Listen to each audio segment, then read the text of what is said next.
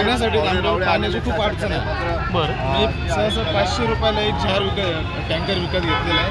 असं दानवे साहेब आले ओके। तुमच्या लग्नामध्ये पण पाण्याची काही कमतरता तुम्हाला आहे?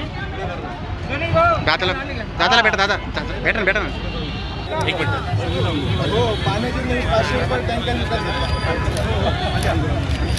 लग्नासाठी सुद्धा टँकर नवरदेव सुद्धा लग्न सोडून आलेला आहे। नवरदेव साहेब काय सांगाल तुम्ही लग्न सोडून पाण्यासाठी आला? लग्न लांबलंय पाणी नसल्यामुळे।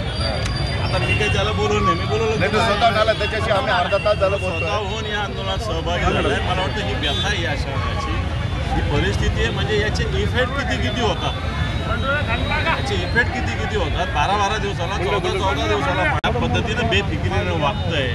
हे बघा ना, भारतीय जनता पार्टीच्या सगळ्या शहरात होर्डिंग लावले। पाण्याविषयी नाही बोलत कोणी, पाण्याविषयी बोलत नाही। म्हणजे पुतळा आम्ही बसवलेला आहे सगळा, पण भाजपकडे घेऊ द्या। पण मला असं वाटतं पाणी प्रश्न महत्त्वाचा आहे। मला असं वाटतं या नवरदेवाची भूमिका, एक माऊलीशी तो लग्न करणार आहे, मला वाटतं पाणी नसल्यामुळे ती पण जरा लवकर येत नसेल।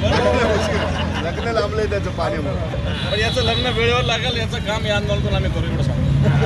पण दादा तोरण बांधताय, ज्या रस्त्यावरून मुख्यमंत्री जाणार आहेत आता थोड्या वेळात, त्याच रस्त्यावर तुम्ही तोरण बांधताय, त्याचं स्वागतच आहे। रिकामे हंडे दाखवून तुम्ही स्वागतच करा। मला असं वाटतं शहराच्या चारही पाठी सगळं करतोय। लोकशाही मराठी ऐका, पहा, जागरूक रहा।